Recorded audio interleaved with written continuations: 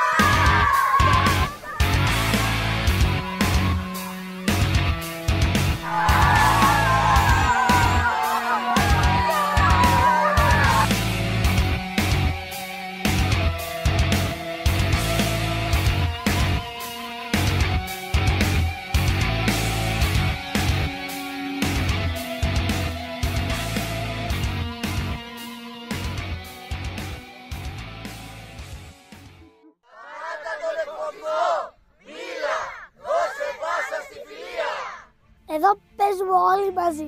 Κανείς μόνος. Η ομάδα μας ενώνει. Κανείς δεν μένει πίσω. Ο εκφοβισμός δεν είναι μαγιά. Η ομάδα μας είναι για όλους. Όταν δίνεις πάσα στη φιλία, κερδίζουν όλοι. Όχι στον εκφοβισμό. Ναι, στο σεβασμό σε όλους. Ο σεβασμός είναι δικαίωμα όλων. Στο ποδόσφαιρο είμαστε όλοι ίσοι. ενωμένοι σταματάμε τον εκφοβισμό. Η αλλαγή αρχίζει από εμάς. Βγάλε κόκκινη κάρτα στον εκφοβισμό.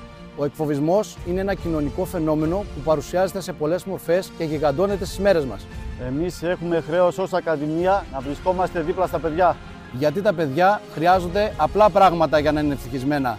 Υπομονή, κατανόηση, μια αγκαλιά και ένα χαμόγελο. Εκφοβισμός Δεν είναι παιχνίδι. πονάει Πληγώνει. Και αφήνει σημάδια Που δεν φαίνονται. Και πολλές φορές και ακόμα να πούμε τη σιωπή τους. Κάνε τη φωνή σου να ακουστεί. Μίλα. Μπορείς.